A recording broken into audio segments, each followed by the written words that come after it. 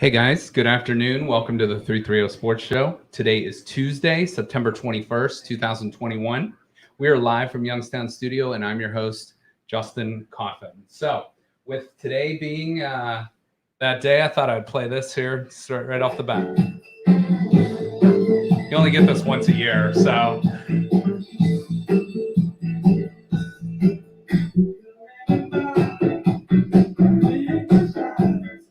Had to play it, 21st night of September. The official end of summer, I think, is today as well. So unfortunate for that, but it's kind of looking like fall out there today. But phone lines are open if you want to talk. We're going to talk a lot of football today. Obviously, we are usually a heavy Browns, heavy Buckeye show. We will get into the AFC North, a lot of NFL action, some fantasy stuff. But phone lines are open, 330-595-1600, 330-595-1600. Joe and Lucas are going to be on with me here, so they're going to contribute to the show as well. But we're going to recap sort of the weekend that was in the NFL and the NCAA. We're going to do our top 5 Tuesday as we usually do. It's going to sort of be two separate top 5 lists, top 5 takeaways from the Browns game, top 5 takeaways from the Buckeyes game, and we'll get into those. We'll also, as I said earlier, we'll look into the NFL and the AFC North, and we'll take a look around the top 25 in college football. So real quick update for Thursday's show. We are going to have a special time that we're going to be airing. We're going to be on at 3:30. This is something we might look into in the future. We might start doing our shows live at 3:30 in the future. So again, Thursday, and there's a little typo Lucas noticed on this. He might be the only person that noticed that typo because of the other pictures that are on it, but it says September 22nd. It's actually going to be September 23rd at 3:30. Jennifer Archuleta, for those of you around Youngstown, you might remember her as Jennifer Walcott. She has many accolades in her career. Obviously, most people are going to remember her as a Playmate of the Month in 2001. But her husband is actually Adam Archuleta, who did the Browns-Texans game on the color commentary for CBS on Sunday. She's a mom. She's an actress. You can see she was in American Pie Bandcamp, as well as a couple other movies. You can check out her IMDb. We're going to have her talk about that. She and I have talked a lot, but she's got some really good stories that I'm excited to have her share with you guys. And she is actually the cousin of a friend of mine that we graduated together. And we're going to talk a little bit about a fundraiser coming up for her as well. So again, Thursday, 3:30, Jennifer Archuleta will join us on the show. So make sure to tune in for that. So let's get into the NFL. So, as you might notice, I'm sitting on a different side. So Lucas gave me access to the soundboard. So I'm going to use this as much as I can.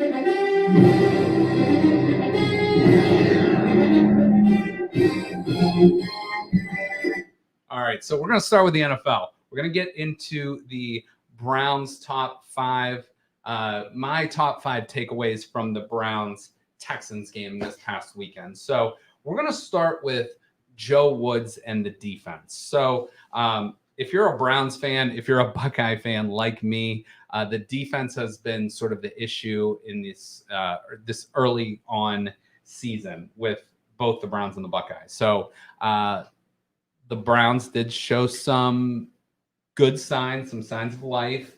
However, there was still a lot of mistakes and a lot of things that need to be fixed and corrected. So where I'm going to start with is none of these guys really played together, first of all, ever before, except for Myles Garrett and Denzel Ward, along with Ronnie Harrison. You're throwing all these different guys in. You're throwing Tack McKinley. You're throwing Malik Jackson. You're throwing Malik McDowell. You're throwing Jadeveon Clowney. You're throwing all these new linebackers because Anthony Walker is out right now.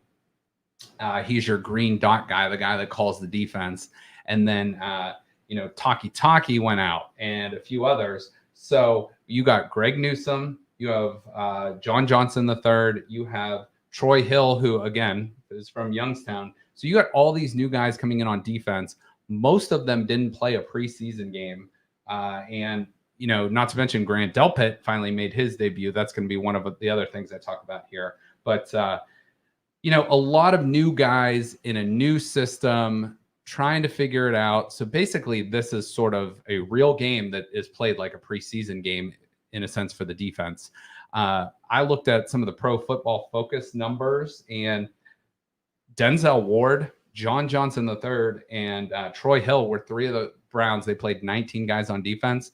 Those were their three lowest guys on defense ranked by Pro Football Focus coming into or finishing that game on Sunday. So little disappointment, as those are three of your main secondary guys. So Lucas, I'll ask you too. What did you think? I actually listened to the entire game. I was driving, so I wasn't able to physically see the game. So I was listening to Jim Donovan, who does a great job. But you could hear in his voice, hey, this defense has got to get it together. So what were your thoughts about what the defense was doing and your impressions? I mean, I remember saying it last week.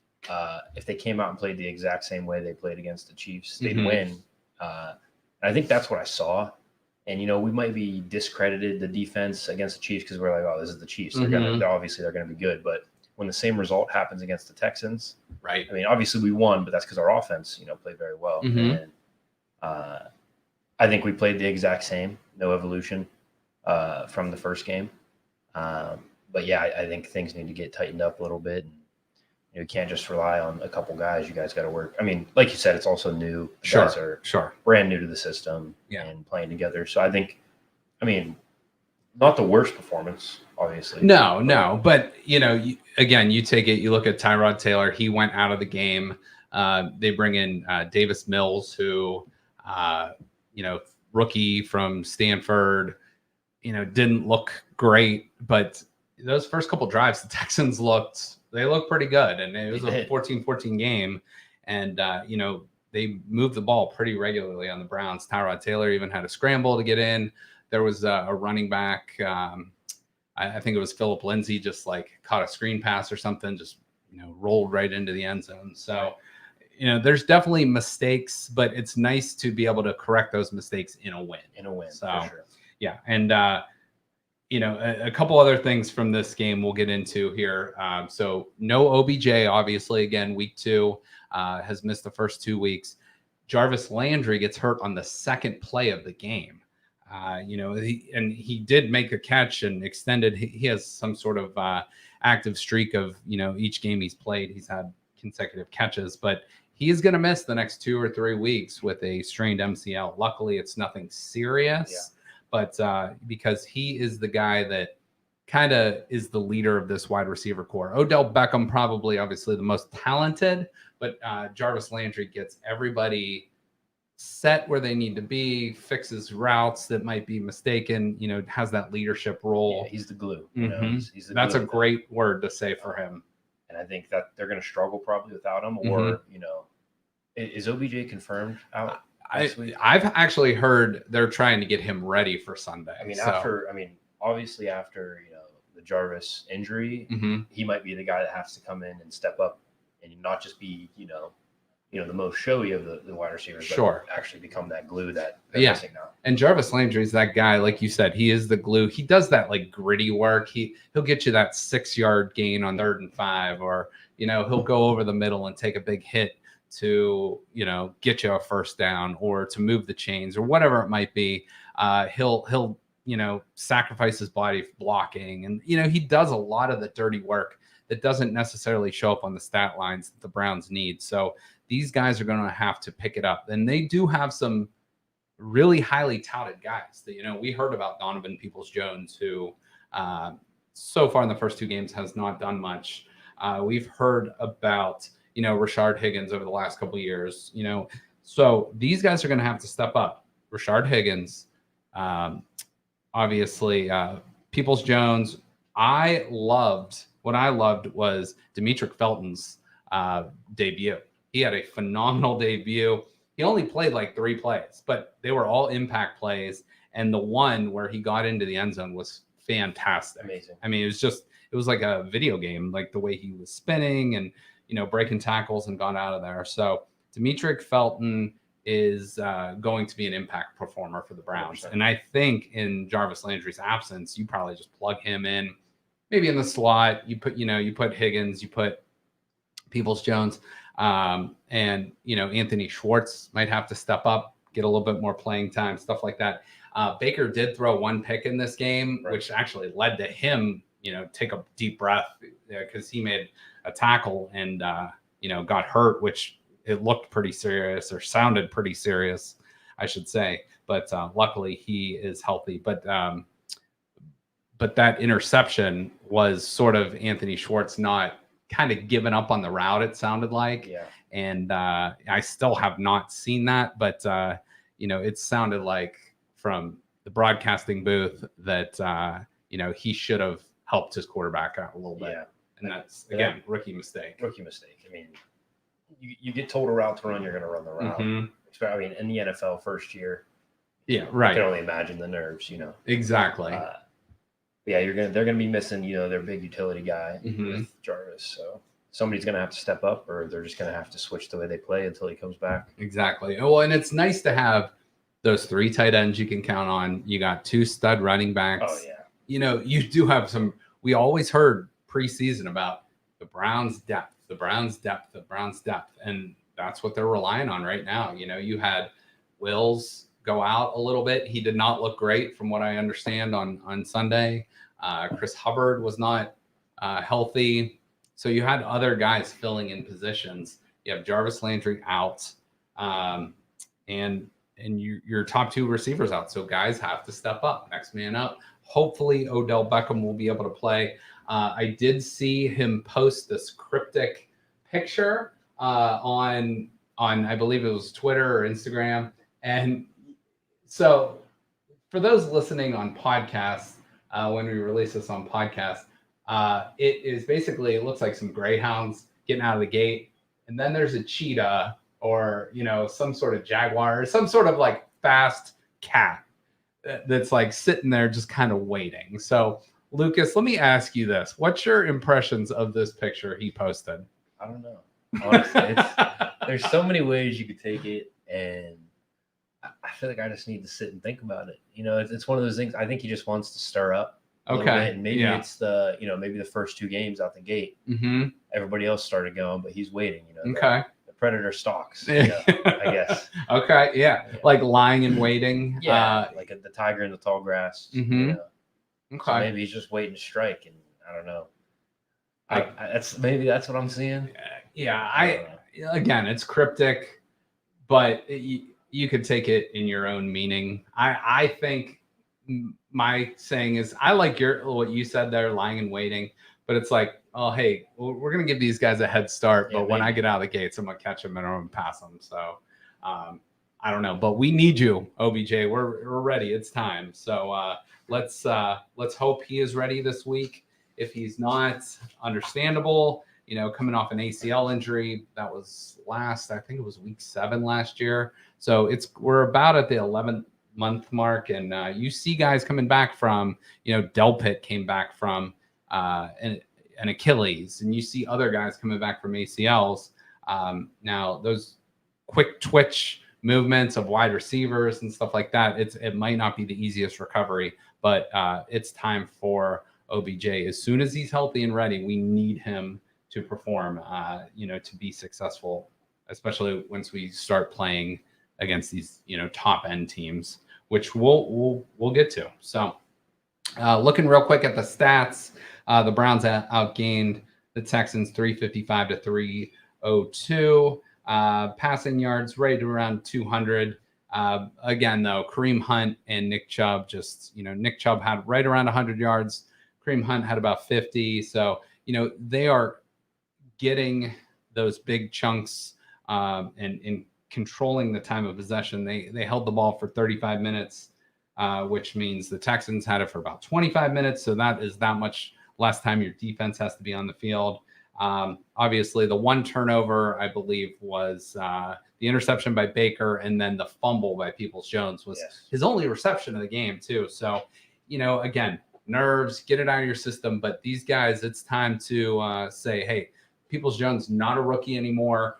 We're expecting big things out of this guy. So hopefully he has a nice bounce back week this week. Yeah, and hopefully they get these mistakes out while we're playing, the beginning teams. And I mean, as we say, beginning teams, the first team we played was the Chiefs. Sure, right. Getting all the jitters out and the bugs, but you can't have that happen against a good team. Exactly. You cannot have that happen against a good team because that could be a 12-point swing. Right? Exactly. That. Well, and you see against the Texans, who won big their first week, but they played Jacksonville, but these are still NFL teams. And if you leave them in the game, it was a tie game. It was a tie game for a while and sort of nip and tuck for a while going into the third quarter. And the Browns finally put it away in the fourth. I think the Browns outscored them 10-0 in the third. So that sort of got them to that comfortable point. But, you have to put teams away. You have to put teams away. I think that's what we really lack is that it's almost like we lack that killer instinct in the fourth. Exactly. So putting them away in the fourth, I think, might help. That the way we did with the Texans might be a learning experience that we got to finish through all. Because I mean, how many Browns games have we been leading through the first half? Right. Well, even the game against the Steelers last year in the playoffs, we got up huge, and then they cut it to 11. And as a Browns fan, you're sweating it out. You are sweating it out. It doesn't matter who you're playing. I know. So hopefully with this running game, and Stefanski has this presence of being more of an aggressive play caller. Super aggressive. That you can sort of put all those pieces together, and you're going to be in each and every game. It's just a matter of like you said, can you put it away? Let's take a look real quick at the AFC North standings. Pretty simple. Every team is 1-1. Steelers obviously started, really hot and beat Buffalo in week 1. They dropped a game against the Raiders this weekend, who we'll talk about the Raiders in a little bit. They looked really good in their first 2 games, beating both Pittsburgh and Baltimore. The Steelers will take on the Bengals in the first AFC North division rivalry this weekend. Baltimore 1-1 takes on Detroit. Baltimore had a huge win, comeback win, down 11 against Patrick Mahomes and the Chiefs at home on Sunday night. Very impressive win. They will now take on the Detroit Lions, who are not a very good team. The Browns, obviously, we talked a lot about the Browns. Lost to the Chiefs week 1, bounced back against the Texans week 2. They will now take on the Chicago Bears. Maybe Justin Fields, maybe Andy Dalton. We're not sure yet. Andy Dalton left that game. Justin Fields had to come in the second or third quarter and, sort of hold on to beat the Bengals. And then finally the Bengals, who we talked about, will play the Steelers. They had a big win against the Vikings week 1.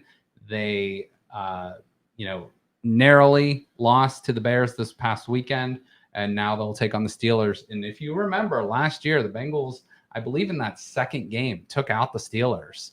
And, that was sort of like they were putting Juju Smith-Schuster on notice for the TikTok videos dancing at midfield, stuff like that. So that will be a good game. The Steelers defense is great. It's very, very good. But, J.J. Watt, though, left that game in the second quarter with a groin injury.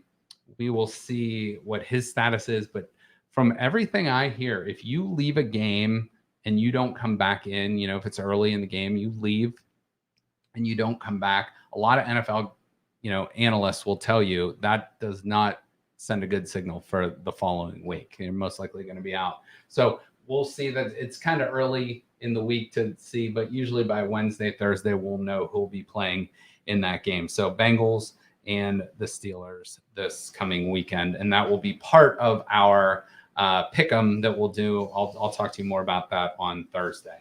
So let's take a look at the rest of the NFL big picture. So on the left, on this graphic here, you're going to see the 2-0 teams. The 2-0 teams, there's 7 of them. Buccaneers, Panthers, Rams, 49ers, Cardinals, Broncos, Raiders. there are 7 0-2 teams. The Colts, the Vikings, the Jaguars, the Jets, the Falcons, the Giants, and the Packers. And then the rest of the teams are in the middle there, 1-1. So I'm going to take you through real quick through the week that was in the NFL. So Justin Fields, as I mentioned, replaced an injured Andy Dalton. We might see him this weekend, but the Bears did hold on to win 20-17 over the Bengals. Jacksonville, it is going to be a very, very long year for Jacksonville. Their one touchdown was a kickoff return. Trevor Lawrence did not look good. Urban Meyer is experiencing the beast that is the NFL, and they're both going to have some growing pains this NFL season. Cortland Sutton, on a positive note for Denver, had a very, very solid game, racking up a ton of yards, receiving from, don't forget about their quarterback too, Teddy Two Gloves Bridgewater. Moving on to the, let's see, what do we got here next? We have the Jets. So Zach Wilson threw 2 interceptions on his first 4 throws of the game, and 4 total in a 25-6 beatdown to fellow rookie Mac Jones and Bill Belichick, as the Patriots won that game again, 25-6. The Rams, led by quarterback Matt Stafford and wide receiver Cooper Kupp, came back to beat Indianapolis 27-24. Carson Wentz also sprained his other ankle, so now he has 2 sprained ankles for the Colts. So he will be kind of day by day, week by week for Indianapolis. Tua Tagovailoa for the Dolphins was injured and left the game with a rib injury, carted off the field actually, but the Bills bounced back and just absolutely clobbered the Dolphins 35-0. The Raiders, led by Derek Carr, start the season 2-0 with back-to-back wins against AFC North teams Baltimore and Pittsburgh. John Gruden has his team playing really well in the early season, as they often do. Sort of the last 2 years, the Raiders have played really well early in the season and kind of fallen off. TJ Watt, as I mentioned, was banged up and left the game in the second quarter for the Steelers. We will keep you updated on his status for Thursday. On Thursday's show, the 49ers start the season 2-0 with 2 East Coast wins against the Lions and the Eagles. The Vikings missed an absolute chip shot field goal late that would have beaten the Cardinals. Very high-powered offensive showdown. The Cardinals hold on and move to 2-0. The Vikings drop to 0-2. Tom Brady threw 5 touchdowns. That game at one point was 28-25 Tampa, but him and Gronk got it together. The defense got it together, and then they dominated the Falcons the rest of the game, dropping the Dirty Birds to 0-2, and the defending Super Bowl champs moved to 2-0. The Titans got the comeback win of the weekend as they defeat the Seahawks 33-30 in overtime. Ryan Tannehill threw for over 350 yards, and Derrick Henry had a monster game. Both of those teams are now 1-1. Dallas defeated the Chargers in the final seconds in LA, 20-17 to move both squads to 1-1 on the season. And again, the Ravens come back from an 11-point deficit to defeat the Chiefs. Lamar Jackson had several highlight plays for the Ravens to earn his first win on the season and his first win against Patrick Mahomes, Andy Reid, and the Kansas City Chiefs, 36-35. What a game. Both teams are now 1-1 on the season. And finally, last night, it was the Packers knocking off the Lions on Monday night, 35-17. And then this next graphic we're going to show you, you have to see this. If you are a bettor and you ever parlay, Lucas, are you a gambler at all? I do not gamble. That's okay. I hardly do at all unless it's for fun or I'm in Vegas. I am just not a big gambler. But I got to show you this parlay sheet that this guy put out. So this bettor, and a parlay basically means you're just putting 2 or more things together that you want to win. So this bettor did a $25 bet on a 16-team parlay, on a money line parlay. Money line just basically means you're just picking that team to win. There's no point spread. You're just picking that team to win. So he correctly picked 15 out of 15 the first game. Oh my God. Last night he had the Lions, who obviously lost. So on this bet $25 bet, he would have won, if the Lions would have won last night, $726,000. Now, for anyone out there that's smart enough, they would have said, hedge your bet. So if you've ever heard the term hedge your bet, that means you're going to take the opposite team. So you're guaranteeing yourself a win of some sort. Now, he could have taken out a loan or whatever and bet, a couple $100,000. And if the Lions would have won, he would have lost the hedge bet, but he would have won the 726. So hopefully that makes sense to anyone out there listening. But insane. A $25 bet. And like I said, the odds of winning something like that are astronomical. That's why 25 turns into 725,000. Quick note with the Monday night game last night, which again involved Green Bay and Detroit. Aaron Jones had a monster game. We're going to talk about him and some of the fantasy studs of week 2 in the NFL. But last night, I just saw this story this morning. He wears a chain around his neck, and inside a locket, there is ashes of his father. So obviously his father has passed away. In that locket somehow got ripped off or whatever, as you might expect during an NFL football game, pretty physical. Lost it in the second quarter, didn't know where it was, couldn't find it. Post game, apparently someone found it on the field. So kind of a cool story. He said, though, if it was lost, that would be the place his father would want to be, is on the Lambeau Field turf. But I thought that was a really interesting story. And some of these guys, how they wear this jewelry and necklaces, even sometimes I'll see them wearing earrings. Ooh. And just taking your helmet on and off, imagine. So I can understand the chains and the necklaces in baseball a little bit, because you're not getting grabbed at and pulled on and stuff. But in the NFL, you're taking a risk. 100%. You're taking a risk every time. So for anybody that plays fantasy football, we're going to try to each week just give you a few of the top performers on the fantasy scoreboard side. So lighting up the scoreboard, we had Derek Carr against the Pittsburgh Steelers. He had 382 yards passing and 2 touchdowns for the Las Vegas Raiders. Kyler Murray, Cardinals quarterback, 400 total yards passing, 4 total touchdowns. He had 3 in the air and 1 on the ground. Lamar Jackson, only 239 yards passing with a touchdown, but he had 107 yards on the ground with 2 touchdowns. Tom Brady for the Bucs, 276 yards, 5 touchdowns. So just, continuing his great success as quarterback. Derrick Henry for the Titans, 237 total yards, 3 touchdowns. Aaron Jones, who I had just mentioned, who we just talked about for the Packers, 115 total yards, 4 touchdowns. Cooper Kupp for the Rams, 9 receptions, 163 yards, 2 touchdowns. Tyler Lockett for the Seahawks, 8 receptions, 178 yards, and a touchdown.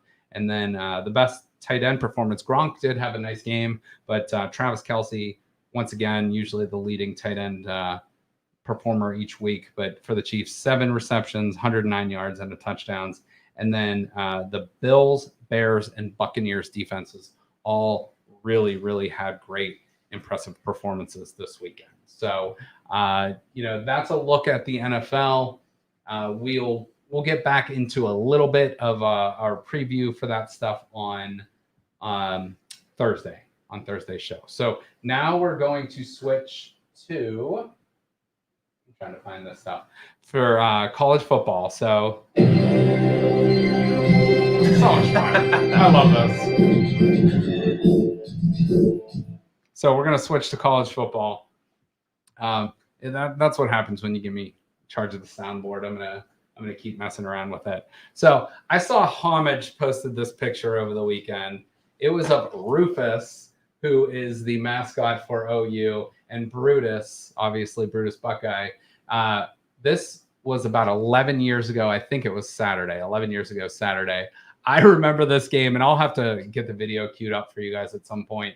But Rufus, it was this kid's Goal, who was the mascot of OU, to run Brutus down and tackle him. And there is a great video out there. And I mean, believe me, I'm the biggest Ohio State fan there is, but this is absolutely hilarious. If you look at this picture, it almost looks like their expressions change on their mascot faces. Like Rufus is being like the devious, like, I'm gonna get your ass. And Brutus is like, oh shit, what's happening?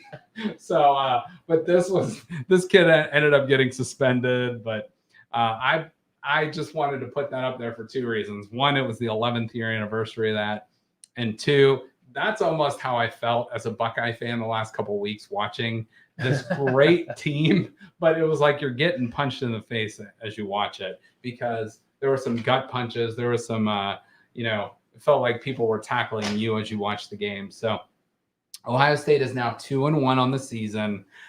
They move, they got the opening win against Minnesota, who Minnesota looked amazing this past weekend, beating Colorado 30-0. We'll get into some other NCAA talk in a minute, but Ohio State loses to Oregon week 2, 35-28. They bounce back and get a 41-20 win over Tulsa this past weekend. However, it was not as it was not as big of a win as the score might indicate. It was a 7-point game in the fourth quarter, and Ohio State at times did not look very good on offense, did not look very good on defense. So, but I'm going to get into some positives and then some negatives with this game. So, my top 5 takeaways from this weekend. First of all, we're going to start with a positive. TreVeyon Henderson. TreVeyon Henderson was an absolute beast on the field. He is a true freshman. He did not play high school football last year because he's from Virginia. State of Virginia shut down high school football last year. So he's come in well rested, but this kid is an absolute beast. Top running back recruit in the country in 2021, has sort of been eased into it, but now he's the man. He is the guy at running back. He breaks a 49-year-old record set by a guy you might have heard of if you're an Ohio State fan, Archie Griffin.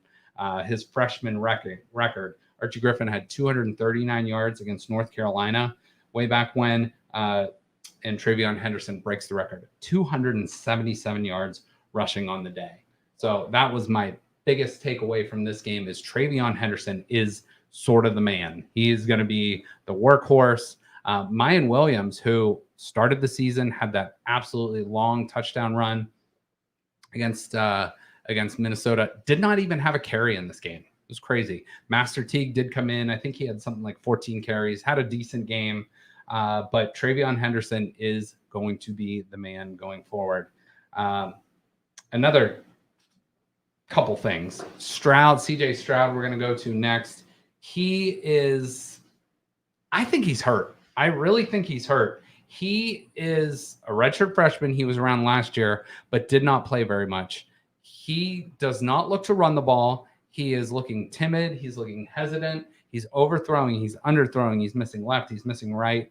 The best receiver in the country, Chris Olave, granted, he did drop a pass and he did make a catch that was called back, but did not have a reception in this game. This is going to be a first-round NFL draft pick that did not have a reception. So my question is Cj Stroud healthy? I don't think he is. I really don't think he is. I think there's something wrong with his shoulder. It's his throwing shoulder.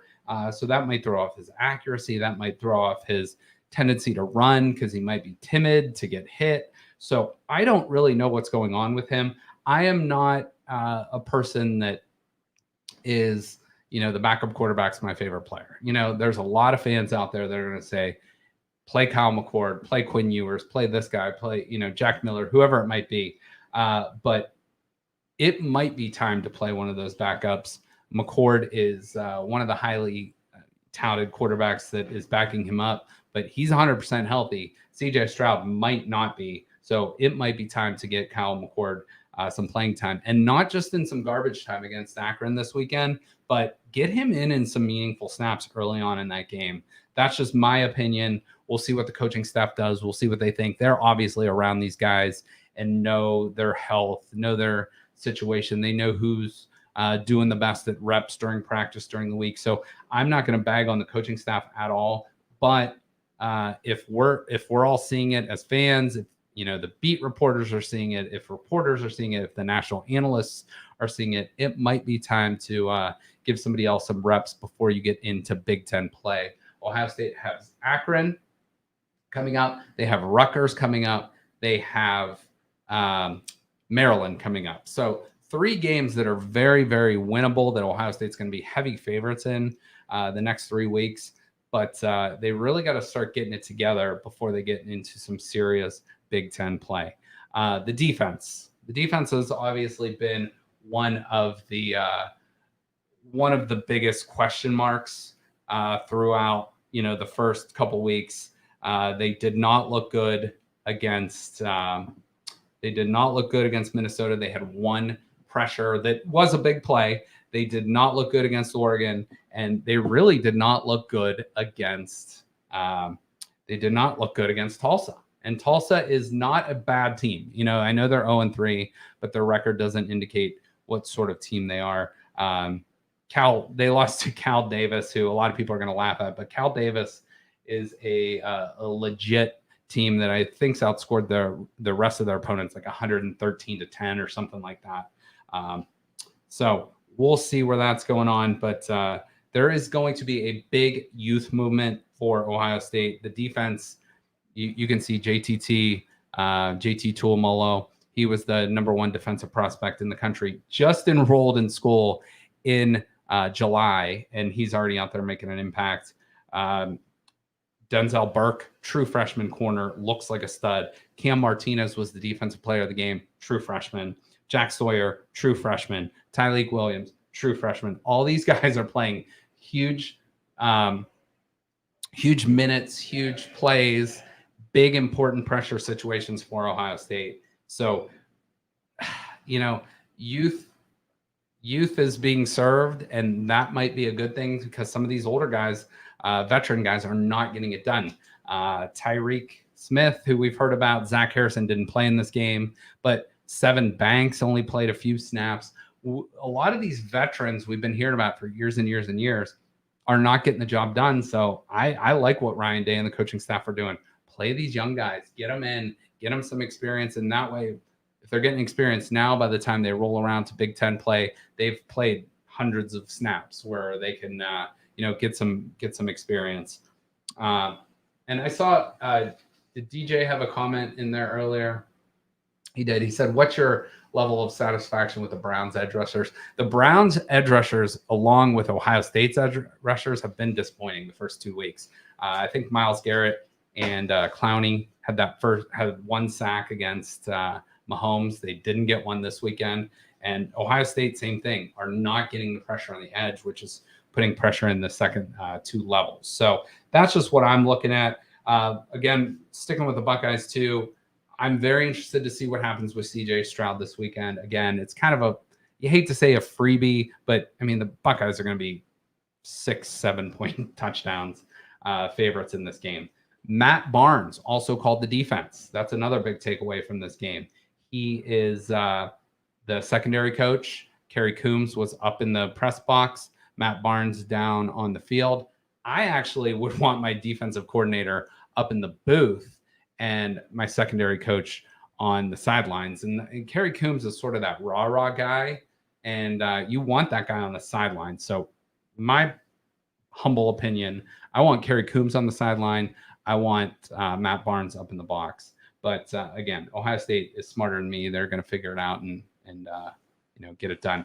One of my biggest letdowns of this game was something I saw after the game that Ohio State put out there. The attendance. The attendance was 76,540, which is a hell of a lot of people, but not when your stadium holds 105,000. So, you're 30,000-ish short of a full capacity stadium. That is the lowest since 1946 at Ohio Stadium. A very, very disappointing show by the crowd. And that could obviously be for various reasons. A hangover from the week before the loss to Oregon, that could be the COVID situation that we're going through. It's a noon game, a lot of different factors. Actually, it was a 3:30 game. I take that back. But there could be some other factors in there. I don't know exactly what it is. But, Ohio State, especially when we get into Big Ten play, we need some more butts in the seats. We really do. And we need it to be loud. Comparison, I think the Browns First Energy holds somewhere around the 70,000 mark. So this is still 6,000 more than what would be at a Browns game. But, it's that percentage of capacity. You want that high and, not 76,000 at an Ohio State game. It used to be so tough to get a ticket. And most of the time it still is. But again, I know who the opponent was. I know who the opponent is this weekend, but I still hope we can get a lot more people at the game this weekend. A couple more things before we move on. Is Ohio State the favorite in the Big Ten? Are they the favorite in the Big Ten? Are they the favorite in the Big Ten East? I don't know. If you look at the college football rankings, which we'll get to in a minute, Iowa is sitting at 5. Penn State is sitting at 6.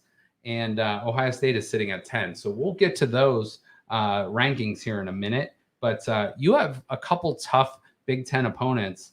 Iowa is not on the schedule, but we could very well face them in the Big Ten title game. But that's if we get past Indiana. That's if we get past Penn State. That's if we, God help me that I say this, but if we get past Michigan State or Michigan that have both looked very good this weekend, you can see that in the Big Ten has Iowa at 5, Penn State at 6.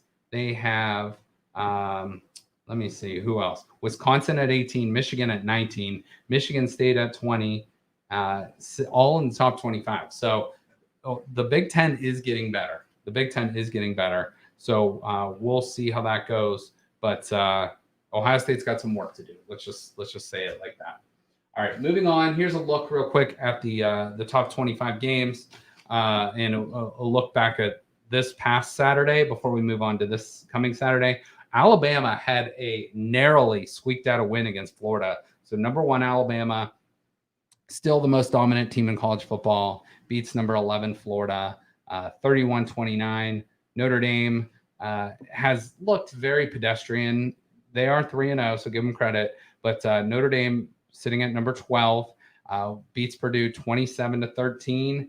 They took control late in that game. So Notre Dame with a nice victory. Ohio State, as we had talked about, 41-20 over Tulsa. Georgia looked dominant, but South Carolina is just a really bad team, 40-13. Oklahoma, the number 3 team in the country, just barely squeaked out a win over Nebraska. Now that used to be an absolutely great rivalry in the Big 12. They have since, not played since I believe 2010, but Nebraska really gave Oklahoma all it wanted on Saturday. Oklahoma just narrowly squeaked out a win there. Oregon, 48-7 win over Stony Brook. Clemson could have lost on Saturday for the second time. They only put up 14 points against against Georgia Tech. 14-8. They come out with that victory. Cincinnati, this was one of the most impressive wins of the weekend. Cincinnati, 38-24 over Indiana.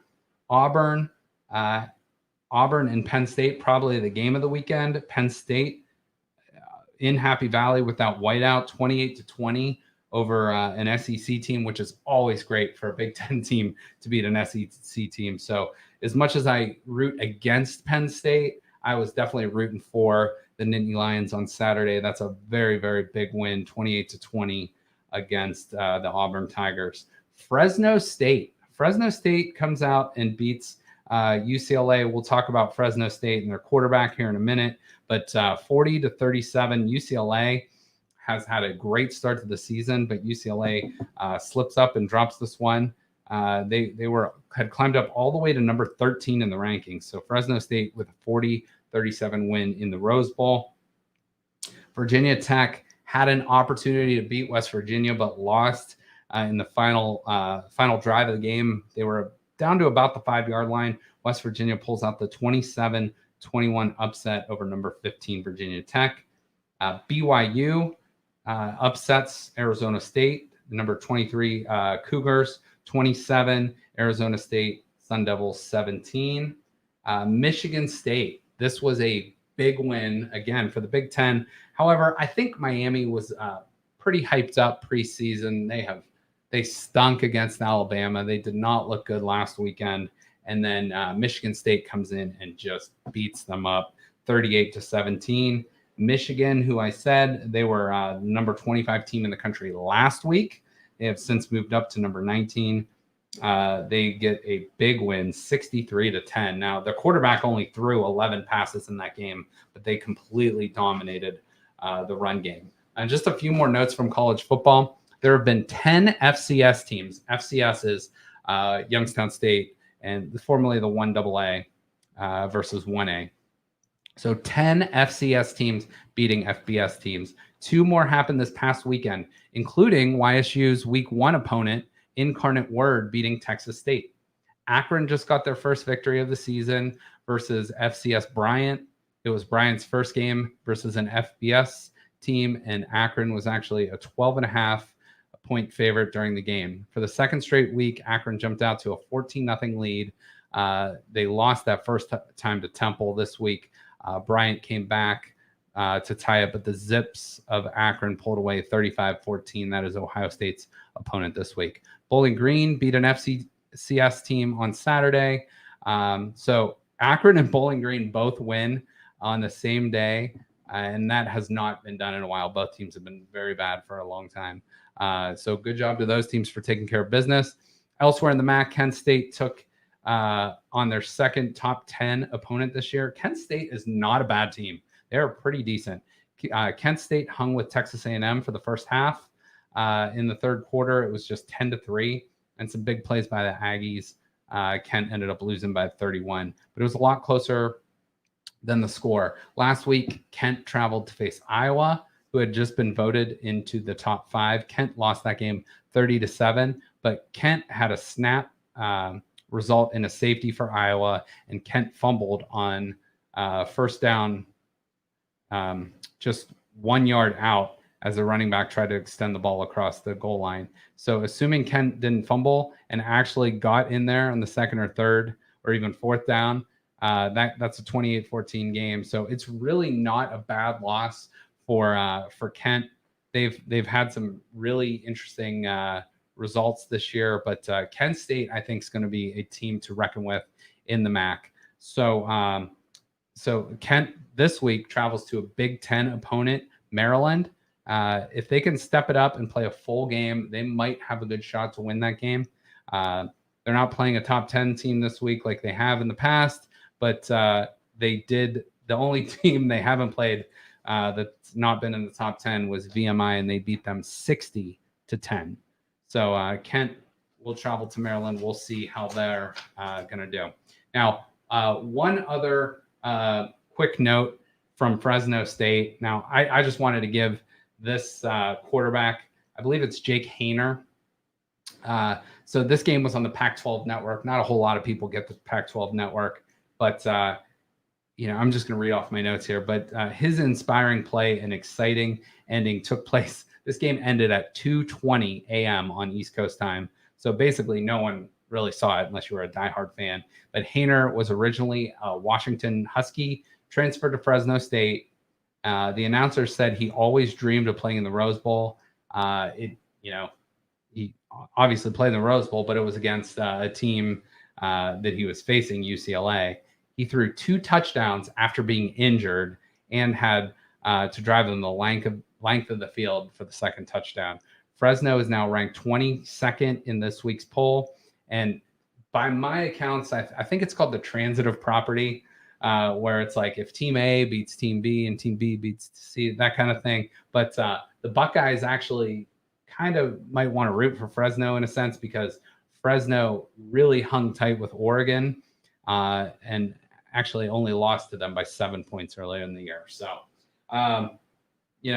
big weekend of college football, as it always is. But the best weekend matchups this week are going to be Arkansas versus Texas A&M, Wisconsin and Notre Dame. That's a neutral site game at noon. West Virginia, Oklahoma, Kansas State, Oklahoma State, UCLA, Stanford, and Texas Tech, Texas. I want to give a former player of mine, Travis Kuntz, props. He scored 2 touchdowns this past weekend for Texas Tech as a wide receiver. So congratulations to him in their victory. Now he'll get to face the Texas Longhorns this weekend.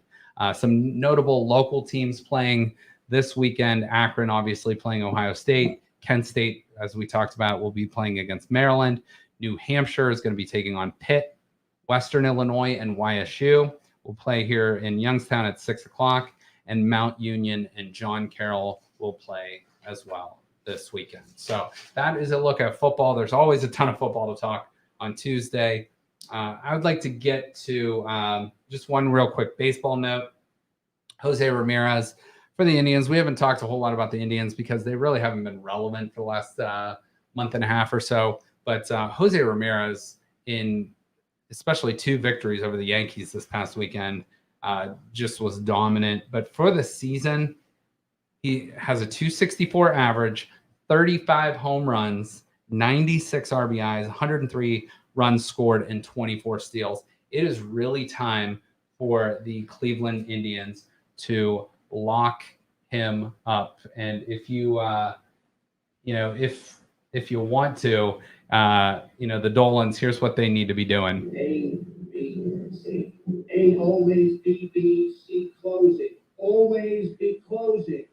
Always be closing. Get the job done, Dolans, and lock Jose Ramirez up. He is the most important player on the Indians. Shane Bieber, obviously, probably second, but the Indians, Guardians going into next year, Terry Francona will be back. This team will be a team to watch out for. No one's talking about them right now, but I think they're going to do some damage. And let's end on a funny note here. So I saw this over the weekend. I don't know if this is true. Somebody did this, but it was awesome. So this was my Twitter find of the week. And it was from R.S. Kimbrough Middle School. And it says who obviously they must be the Cougars, their mascot. So it says, congratulations to Mrs. Vaughn, the Cougar of the month. And underneath it, you got the old Billy Madison line. That Veronica Vaughn is one fine piece of ace. So I just love that. I had to share that with you guys. But great weekend of football on Thursday. We're going to have another big show. We're going to have, as I said earlier, our guest, Jen Archuleta. We're going to have Steve Leslie from YSN. We're going to have Browns and Buckeye previews coming up for this weekend, as well as the AFC North. And we'll have our NFL Pick'em, which, Joe is doing, and I'm doing, the MLO bros, Lucas, and a bunch of other people are in that. So the best we could muster up last week was 2-2-1. My team went 1-3-1 last week. So we'll see how we do, but hopefully better results in the Pick'em this weekend. So everyone have a great rest of your day. We will see you on Thursday. Remember. Thank you for listening to this show on Youngstown Studio. If you like our programming, we invite you to subscribe to our YouTube channel, follow our Facebook to your favorite podcast platform like iTunes or Spotify. This is original Youngstown content, and we would appreciate you sharing the videos and the word about us. Thank you.